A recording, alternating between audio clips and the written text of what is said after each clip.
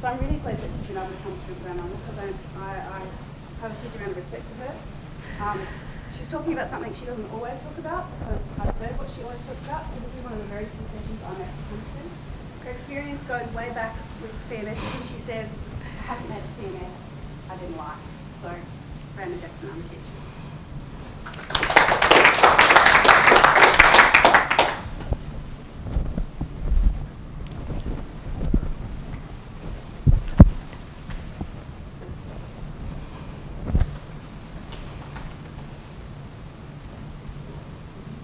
Mm-hmm. Yep.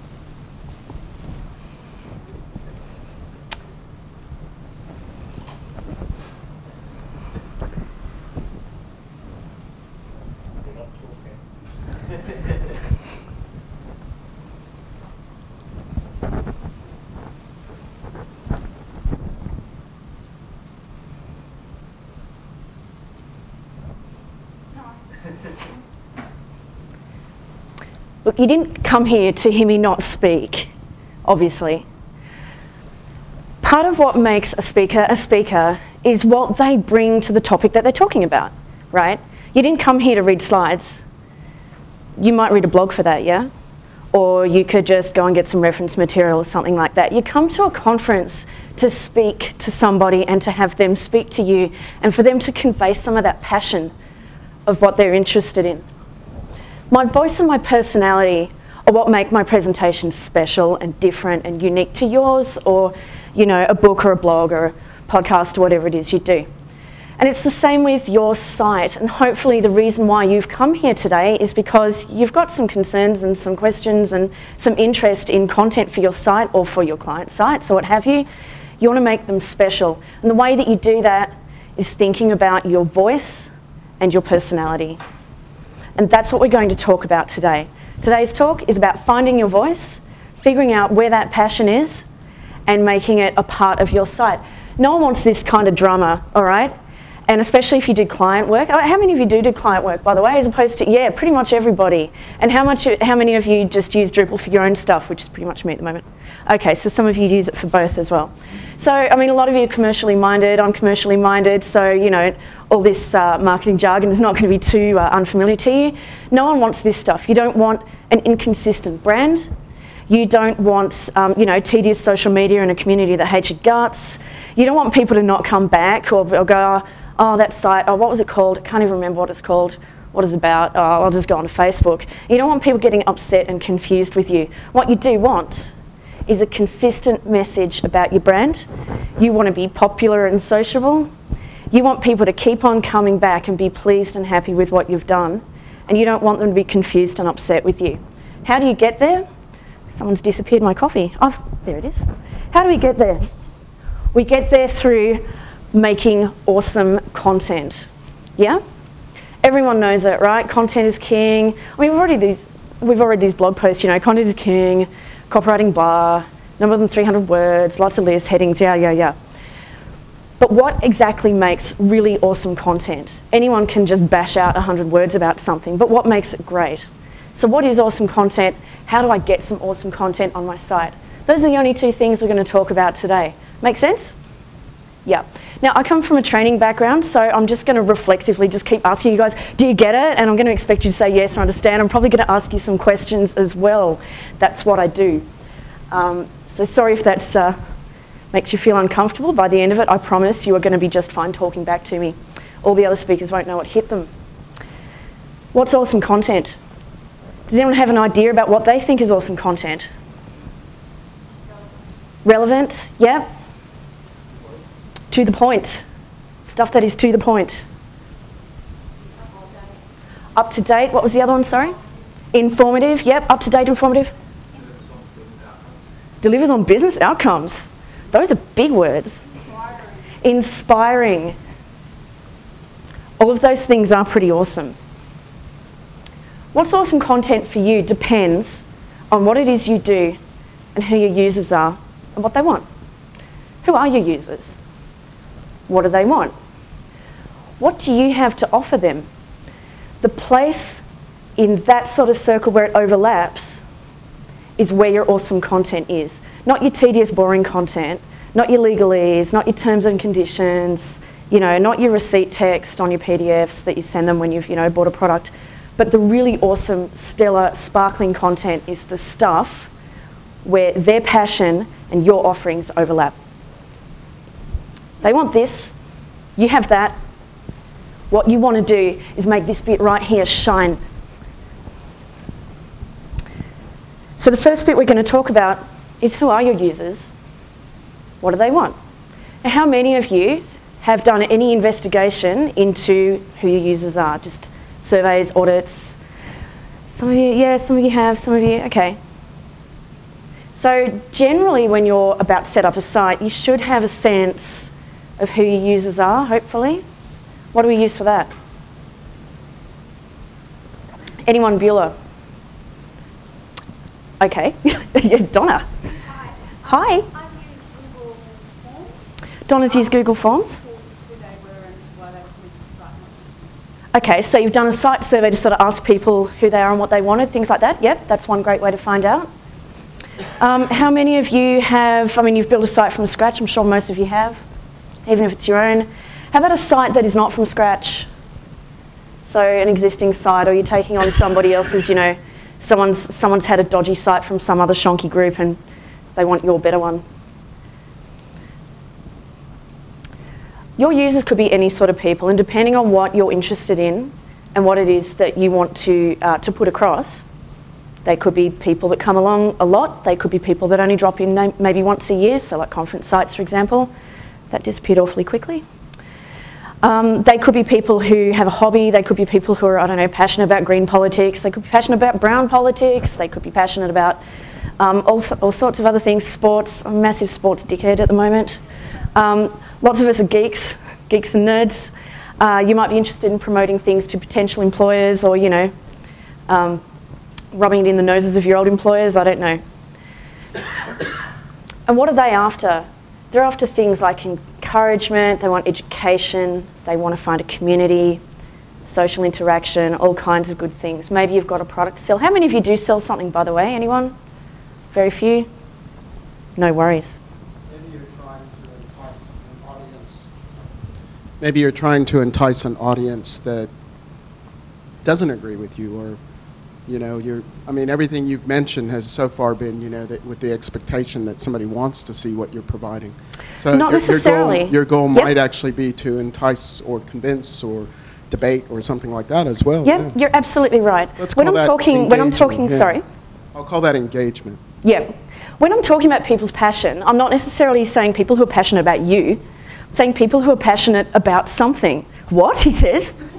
I know. Maybe they aren't passionate about you, but they're passionate about something. They may not be passionate about, I don't know, saving the whales or whatever, but they might still be interested in finding out what it is you want to say, even if they don't agree with you. I mean, you've read the comments section on The Age, right? Yeah, and the Herald Sun? Yeah, exactly. People don't always go somewhere just to be happy and feel loved. You know, sometimes they go there for argument and aggro as well. I did leave that off that list because they're not very positive emotions, but absolutely people go there for argument and debate and contentiousness and to make themselves feel unsettled. I mean, if that's something that you want and that's your passion, that's maybe where that sweet spot is for you. Make sense? I'm just going to skip ahead because I keep going back to these flashy things. Come on. So what can you offer them? They have needs and wants. They have goals. They're coming to your site. What is it that you can offer them? And maybe that's the tricky bit. A lot of people go, oh, yeah, I want to make a site about, I don't know, model cars. So obviously I need a blog. Do you need a blog? Maybe you don't. Maybe you need a photo gallery. Maybe you need to actually sell, I don't know, parts. Maybe you need to do product reviews rather than a straight up blog with opinions. Maybe you want to gossip about things, bits and pieces, references, anything you like. Podcasts, audio, what have you. Nailing down what it is that meets your needs and their needs is where you get your awesome content. Makes sense, right? Yeah? A few nods in the room. You probably knew that, right? Nods as well. Why is it then that there are so many boring websites in the world? Where do they come from? Why are they like that? Boring people is a suggestion. That's fair enough. Many of us are boring. Many of us are boring. That is true. I'm surprised you guys haven't fallen asleep already, to be frank. Sorry, with clients? Clients. The C word. Awesome content meets the needs of people who want to be passionate about something and what it is you can offer them. That's that sweet spot that you're trying to hit. So how is it, if we all know that that's what you want to do, how is it that so many of us have content that's, you know, I don't know, over here, you have needs, you want to express your awesome secret, awesome, you know, legalese. They don't want that. Or, you know, maybe they want to talk about your product, but you don't make that work. So, you know, they go and start up their own Facebook forum going, Widgets Inc. sucks. That doesn't help your needs. Why does this keep happening? Why are there so many sites that do not fall into this sweet spot? Probably because we're not thinking very hard about our audiences. We might feel that we know what they need, but what we actually need to do is actually investigate and get a really good sense of what it is they want. And I'm going to think of an example, and I'm not even related to this site, except in the dim, dark past when someone said we might do a trial of rebuilding this one day. And I said, okay, and then nothing happened of it. But I've always kept an eye on it, and it's the Better Health channel. It's run by the Victorian government. Has anyone seen that before? Is anyone actually even involved in it? I'm thinking not, because it's run on like Domino or something. The Better Health channel has a really simple goal, and that is to provide straightforward, useful information for, in fact, I'll even read it out, provides health and medical information to help individuals and their communities improve their health and well-being. Lofty goal. Very lofty goal and very straightforward. Straight up information site, yeah? Should be fairly straightforward. Chuck some stuff up about diseases and whatnot, it should be right, yeah? Maybe. Now if you haven't seen it before, it looks kind of like this. So here's the home page. I just press the laser button instead of the advanced button, whoops. So it looks kind of like this, which is sort of, you know, there's a few videos, there's a few, oh, there's even a recipe of the week, look at that. I actually took this screenshot last night, so if you happen to be looking at it, it's quite fresh. A few videos, bits and pieces. It's quite light, pretty interesting. Got a little Twitter box here, fairly straightforward.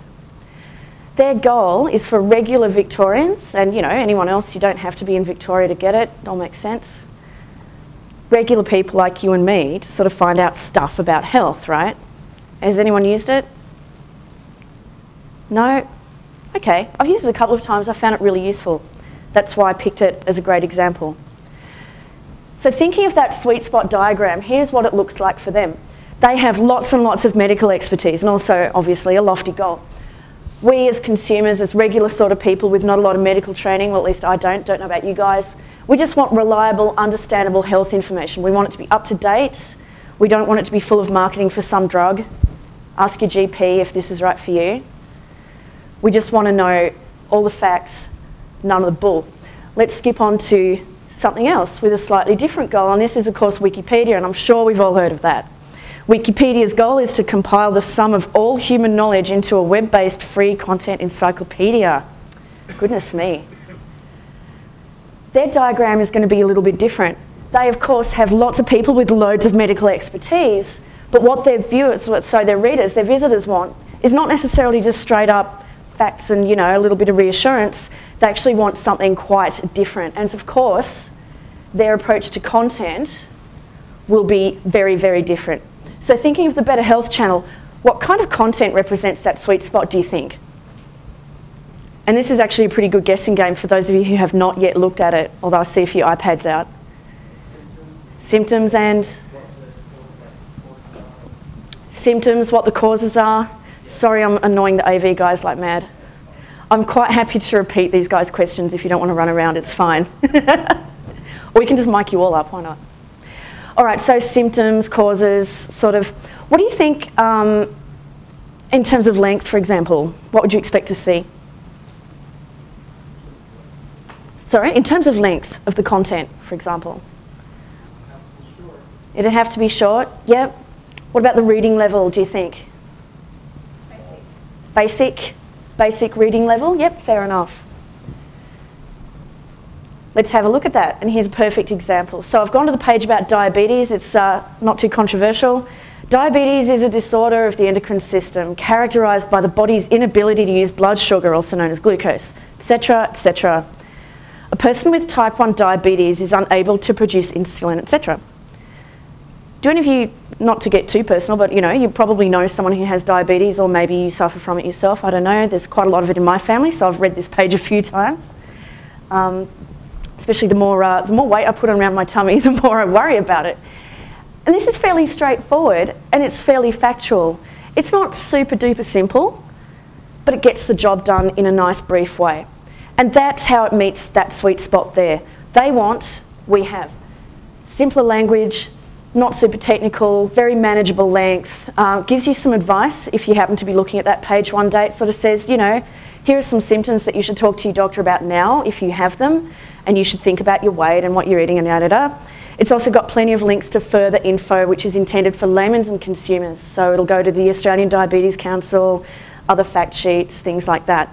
I didn't have a screenshot, so if you happen to be looking at it, you will see this. It's also got a downloadable fact sheet format, so you can print it out and, give it to your nan if your nan was asking about it or something, I don't know. My nan would have loved that. Now let's think about Wikipedia. What do you think Wikipedia is going to do about this content? Are any of you Wikipedia contributors, by the way? I promise not to bag you out too much. Yep, so there's one of you. All right, I'll bag you out a little bit then. What sort of content do you think Wikipedia will come up with, anyone? Highly technical. Yes? I did a page about fairies. You did a page about fairies. Was it very technical? No, it wasn't very technical. Was it?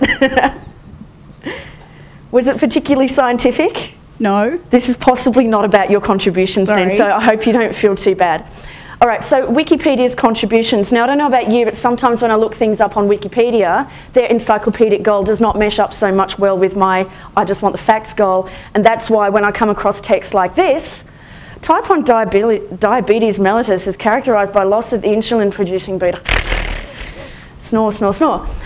Not only that, but it goes on into these amazing things like further classified as immune-mediated or idiopathic.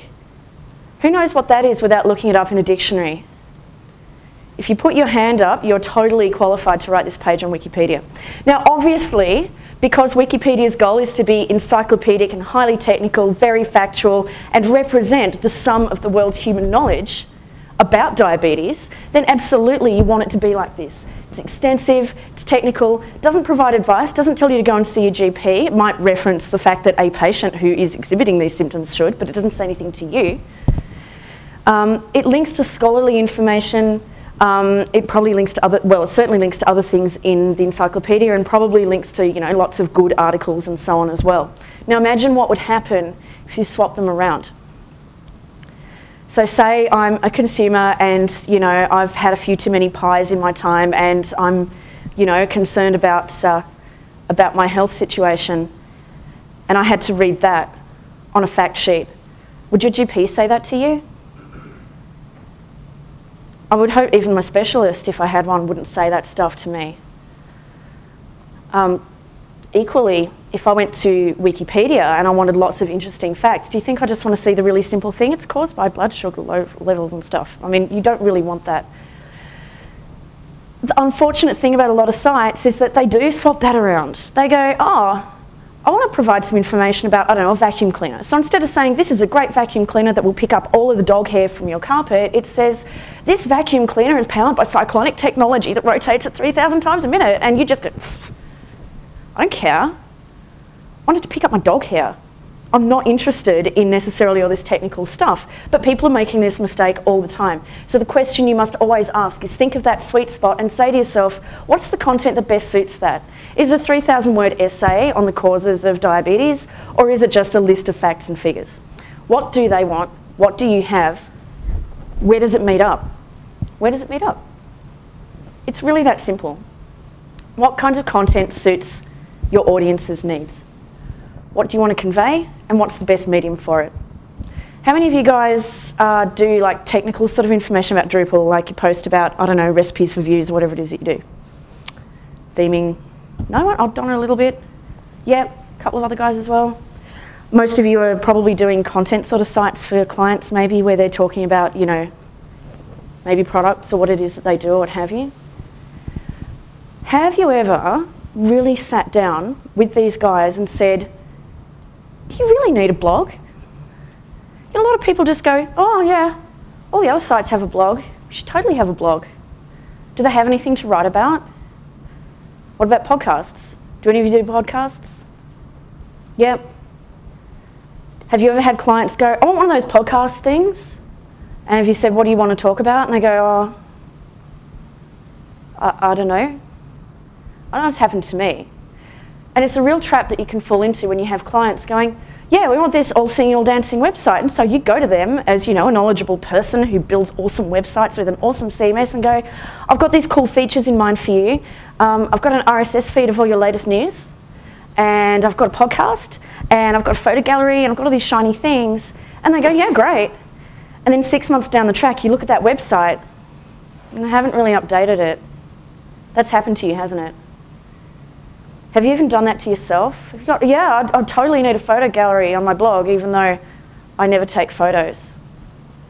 Have you done that to yourself? I've done that to myself all the time. It's really important when it's time to start thinking about your content. I'm just checking my watch there. To think about what it is that makes sense. What is it that you need to express and what is the best medium for that? Now, in the case of the Better Health channel, absolutely the right thing for them. It's fact sheets, straight up. They don't have a lot of tutorials necessarily. They do talk about, you know, tips for exercise and so on, but they're sort of more along the lines of fact sheets as well. They have a couple of videos. I don't think they have any podcasts, for example. Quite obviously, if you have a look at it, there is a distinct lack of commentary feature. No Herald Sun syndrome there. No people going, well, you know, my dad had diabetes and he used to drink a cup of lemon juice every day and it totally cured it. Or any of these weird sort of things. They don't need a community. It doesn't serve what they need. It isn't part of that sweet spot. There's a hand up. Just in terms of talking about those specialties there, out of all of these, which one of those things do you think would build you as an expert and be taken seriously? Because one of the marketing directives that we get from clients, particularly doing some stuff for the medical industry, is you know, people need to feel confident that they're getting the right science and lay terms. And if you're putting constant lay terms there, people go, oh, this guy's a bit of a generalist. I mean, the Better Health site, I mean, talk about going to your specialist. What would you expect to see on your specialist website? You'd expect to, you know, have, you know, and their directives, marketing directives to us as content managers is make me out to look like an expert. Because I'm going to be able to charge more money and I'm going to get better clients. Yeah. So your question sort of is in two parts. Like, is there something on this list that you think would do a good job of making you seem like an expert? Well, of course you are an expert. What best presents that thing? So that's an absolutely good question. So they want something, you have something. They want to feel, what do they want to feel? Right? If you're a patient and you've been sent off to some specialist website or you're shopping around for, I don't know, a dentist or a waxer or a tattoo artist or whatever it is that you're looking for, what do you think would make you feel better about a medical professional? Try and put yourself in those shoes. What would make you feel better? Testimonials, there's one suggestion. Okay, so, sorry? Statistics and records, maybe, yep. Active research. Active research, yes. So you mean like if they're an academic or? Not for a dentist, but they're doing the latest techniques and they're going to conferences. Yep, yep, fair enough. What else would make you feel better about that? Credentials. Credentials, absolutely. Number one. Yep. An online survey of all the medical health professionals in the service. And yeah, the market research that we got back was saying that without their credentials and a very detailed explanation of their credentials, people just did not want to trust them. So when you say detailed explanation of the credentials, you mean like, you know, SSC doesn't stand for Silver Swimming Certificate. No, it actually they stands want for to know else. where they did their internship. Yep. They in, you know, John Hopkins Hospital, what research projects they're taking care of. Great. It's massive Okay. amount of information. So thinking of all the different ways that you can sort of provide that kind of information, just workshop it in your head. This is what we're talking about. What sort of things would make you feel better? I mean, you might want to have, say, a biography of each of the specialists in a given practice that talks about those credentials, yeah? So maybe you don't want to have a blog like, what did Dr. Jenkins have for lunch today? He had a cheese sandwich, whoop-de-doo. But you might want to see a page that talks about him, talks about his professional experience, talks about his practice areas and so on. So maybe forums aren't the best solution for that, you know what I mean? But if you're thinking about things like talking about new research and so on, or talking about going to conferences and stuff like that, maybe that's the point where you do want to have a blog, where you have somebody updating some content saying, well, today, you know, five of our staff went to such and such conference. They learned about this cool new technique where you do blah, blah with lasers, you know. Make sense? Always put yourself, when you're thinking of like an example just like that, and it was a really great example, what do they want? What is it that they want to get from your site?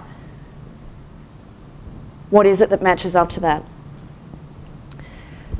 Can anyone think, if you feel like sharing, of a situation where you might have built a site with all the bells and whistles and things and people just haven't updated it? Does anyone want to share one? Yep, just hang on for the microphone. We built a community centre website. Yep. For the entire community in our area, in New South Wales. And a few hundred people. And of course they wanted photo galleries and they wanted a blog, and ideally they'd have forums and videos and all these things. But yeah, I did go back probably nearly 12 months later and they haven't put one photo on and they haven't updated the front page, and it still said Merry Christmas 2010. That's right. Yeah. Merry Christmas, everyone. For 2010. And it was very important, of course, that they had all these commenting features and interaction and events calendar. Absolutely. That's right. That still calls back into what you have. If what you have is the inclination and the time and the drive to build a big social network around whatever it is that you want to do, that's great. If they want that as well, then that's your sweet spot.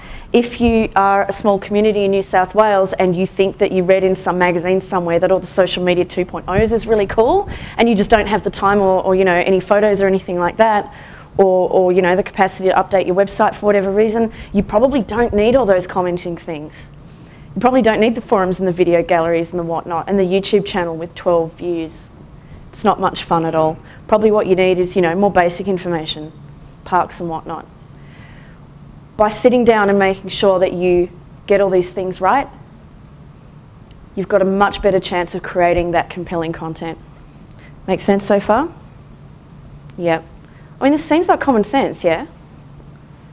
But we've all managed to not do it once in our lives. I used to do it for a lot of people, you know, in a big team, where we just, you know, they hadn't done any content inventory or anything like that. They hadn't thought about what it was they want, and neither had we. And that's how you get failures. So how do you get awesome content?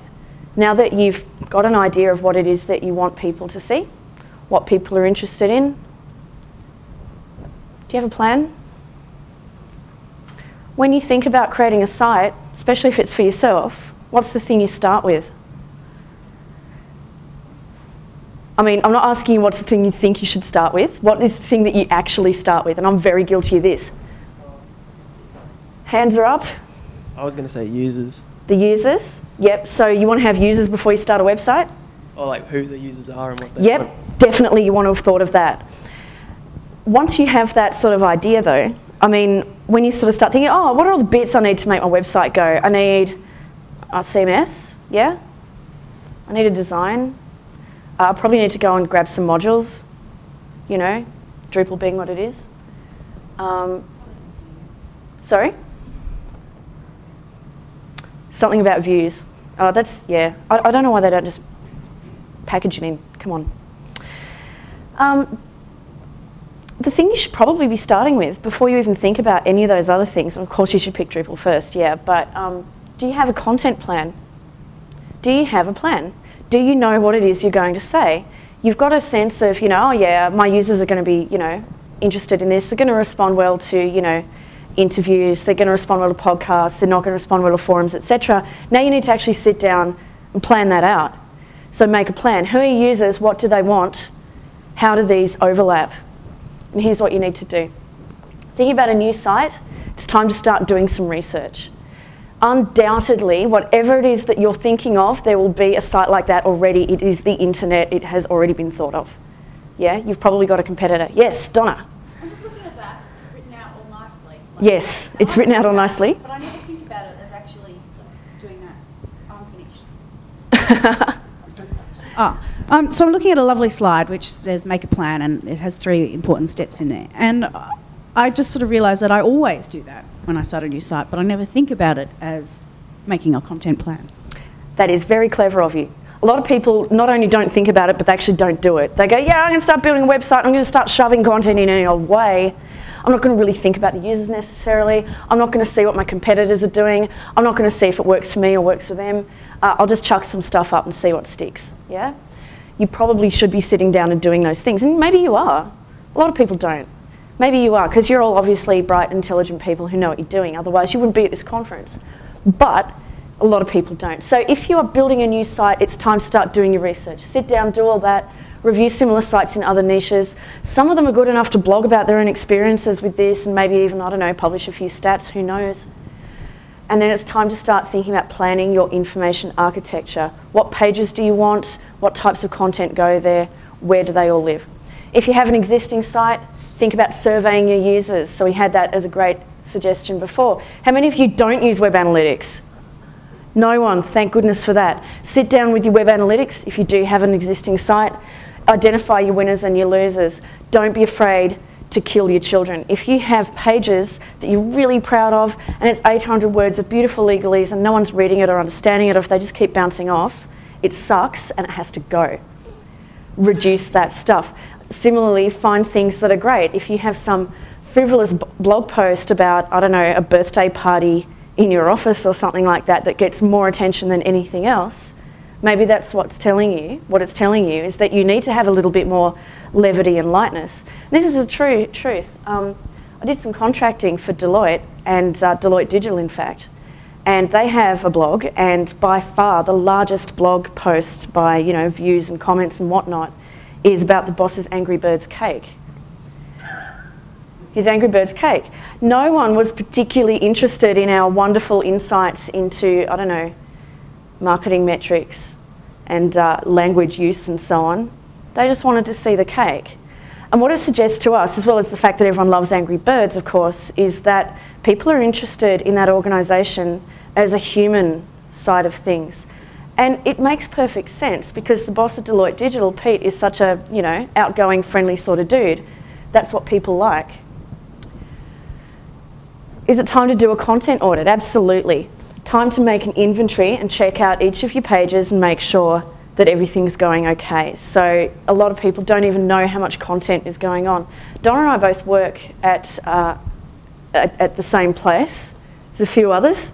And the problem that we have, there's a few others of us here, I won't dob in any names or do anything like that, but a challenge that faces us is that we have hundreds upon thousands of pages of content and no one's really sure what's there, who's updating it, where it all lives. There's been a few audits and things, but no one's really sure of any of that stuff. It's quite a big job.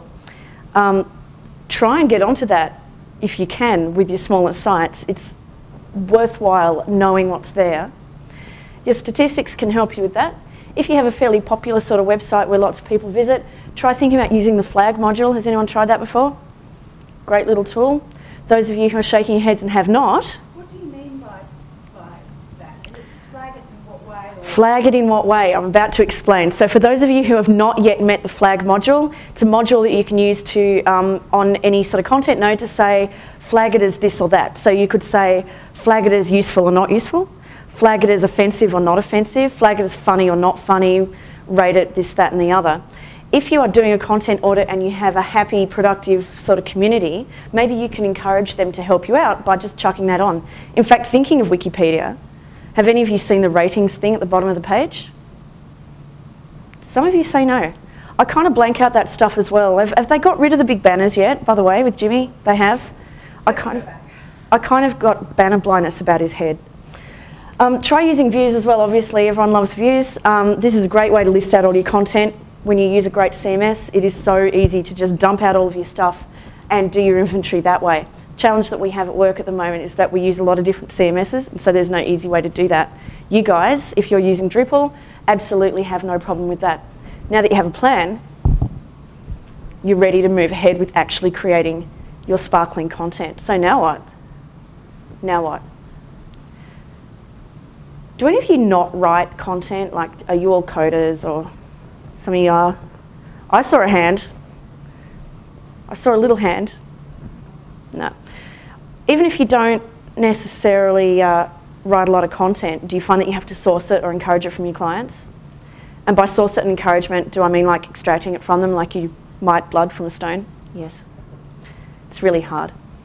But that is the next step, is to get your content. Awesome content does lots of important things.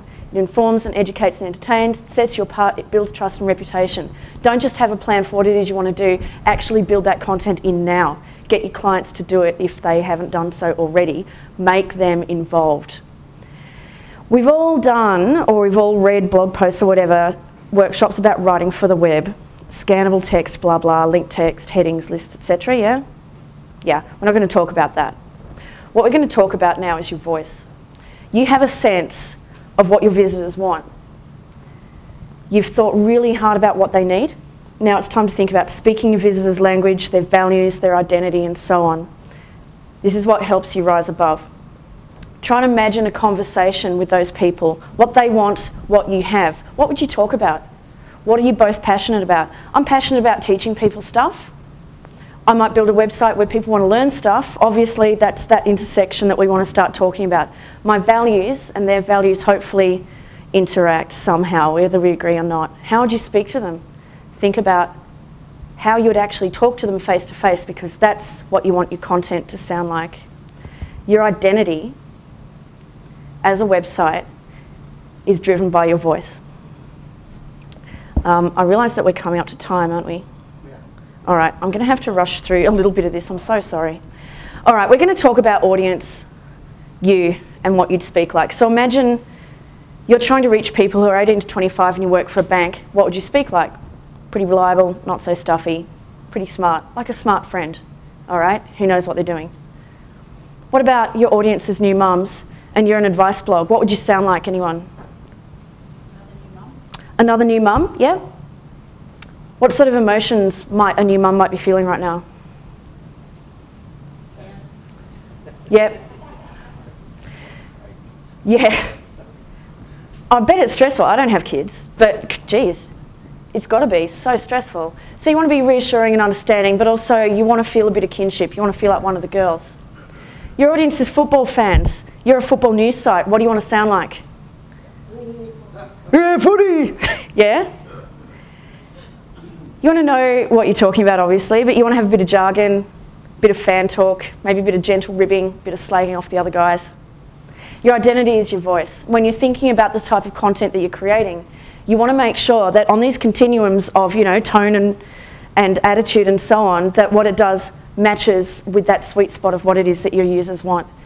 Do you want to be distant or familiar? Do you want to be formal or chatty? Do you want to be professional or a little bit... Are you serious or are you funny? Are you relaxed or are you energized? Yeah? Thinking of that specialist website, how many of these things do you think is appropriate for a medical specialist where you want to feel, you know, safe and secure in their care? Not much from the right column. Probably a little bit more on the left column, yeah? So even though you don't want to get, you know, too sort of, you know, jokey, unfamiliar or whatever, you might, although, want to start thinking about maybe some of the familiarity sort of things, you know, especially if it's quite a, you know, serious issue or whatever. You want to feel welcome and comfortable. So let's think about our earlier examples and about their voice. So the Better Health channel has some text like this. Fairly straightforward, not very cozy, friendly, huggy. Diabetes is a chronic condition, etc., etc. Just explains it fairly clearly. Diabetes occurs when there's a problem with this hormone, etc.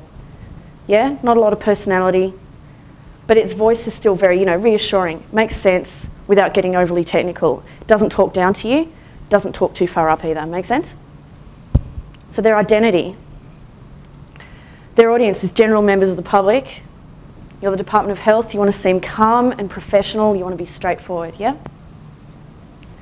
Whereas, thinking of a site for kids and teens, has very different voice requirements. In fact, they don't even use a lot of text. They have quite a lot of interactives for small children that step you through. I personally might have pitched this maybe a little higher. This is, you know, Professor Jellybean that knows a lot about things, I think his name is. And the text that describes things is quite a little bit more familiar. So insulin is a hormone made by the pancreas which lies behind the stomach. It's not situated anywhere. It's not positioned anywhere. It just sits behind the stomach, lies there. Hormones have a special job. They don't have a function. They don't have a biological anything. They have a special job. It's like a key unlocking the doors of our body, etc., etc. It's using simile. It's using familiar language. It's really sort of bringing it down to a level where children are going to feel a bit more comfortable and a little bit less freaked out. Make sense? So the identity and the voice. Their audience is children. You're the diabetes counsellor, but you want to seem familiar, you want to seem reassuring, you want to seem relaxed. If you're an unwell kid, I mean, pretty scary places to be, yeah? Seems straightforward, yeah? Because it is. Makes sense, doesn't it? Am I really telling you things that you don't know? Not really? Then how come this just doesn't happen? A lot of people think that they're no good at content. I don't know big words. I don't know how to like synergize my, you know, this, that and the other. What's a call to action? How do I make it sound like a real marketer? No one will read that anyway. Really, that's not true at all. If you've put in the groundwork to understand your audience and to understand how you might have a conversation with them, you have all the skills to write that great content. You really are good at that. You're a passionate person, your passion intersects with theirs. You know so much about your audience, you know what you can offer them, and you know how it is that they'll respond because you sound authentic. And that's the key to awesome, brilliant, killer content that keeps people coming back. There's no bullshit. It's all authentic. You can always hire writers and so on to help you with this. If you're no good at video, I hate video. I'm useless at it. I'm surprised you're even still listening to me, to be honest. You can always hire writers and producers to help you create that content, but they cannot fake your voice for you. They can help you identify it, but it comes from you, your passion and your voice. So if you need to, hire a writer if that's what needs to happen, but make sure that that personality and voice is written down, makes sense, keep it in a style guide if you have to, and stick to it. Even if you need them to help you, make them stick to it. If you hire somebody to write some marketing copy and it comes back all crappy, tell them, no, that's not what we are. That's not what we sound like. That's not what my client sounds like. That's not what we want. Even if you're not writing it yourself, you have the power to make sure that it remains awesome. And for goodness sakes, keep it up to date. Create it where it's necessary. Make sure it's new if you need it. If you don't need it, just keep reviewing what you have. Use your content inventory as a guide. Set a date if you have to. Chuck in a reminder in your calendar and make sure that you're constantly thinking about that content. Don't let it sit there saying Happy Christmas 2010 until 2015. That's ridiculous. I've seen that. And if you know that there are things that don't work, kill them off. Kill them off. If you're so proud of your photo gallery and you haven't put anything in 3 years, you don't need it. Kill it with fire. Create new content if you have to. All these things will help you keep it up to date, keep it fresh, blogs, newsletters and so on, you know that. I mean, we've all read that sort of stuff on, you know, copyblogger.com and what have you. But please, please, please don't forget your voice. Keep feeding that place in the middle. They want something, you have something. Keep pouring all your effort into that sweet spot in the middle. That's how you build content that keeps people coming back. Anyone need a recap? Would you, that's not where my watch is. We all want this. Happy people, positive messages, authentic stuff. We get there with awesome content. And how do we get awesome content? Think hard, ask questions, figure out what it is that you can offer. There's that bloody diagram again. I'm just going to keep showing it to you because if there's only one thing I want you to remember, it's this bit right here, right in the middle. The place that overlaps is passion, and that's what you need. Your voice and your personality, that's what makes your site special. Not your CMS, not your design, none of that. Your voice and personality is what keeps us coming back. Thank you very much.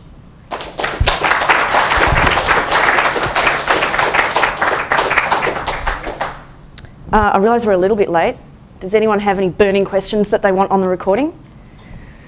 You can also ask me later, so don't worry about the time. Yes, a few up the back. Let's hear them. To be a bit of a party people, we also have the big group Drupal. Oh, We big have the Drupal photo. Drupal photo. So one question. Sorry, Raena. I'm so sorry. Better make it a good one, mate. Do you ever tier your content such that you put the summary at the top and then you put more detailed information and down the bottom? Because a lot of what you're talking about seems to be probably going for the lower common denominator. I suppose so, yeah. So I deliberately didn't talk so much about our technique, as it were. There's loads and loads of stuff out on the web. I mean, if you've ever thought about content, you've already read this, right? Write in a journalistic style, big pyramid, you know, most facts at the top, least interesting stuff at the bottom, etc. That's absolutely good advice still, and I would absolutely recommend that all the time. The thing that I'm trying to convey today is the passion and the intersection between what you can offer and what they want. Once you know that, the writing, and of course you have those skills, hopefully, will take care of itself. If you don't already have those skills, you absolutely come and find me and I'll tell you some great links. Thank you. Thank you.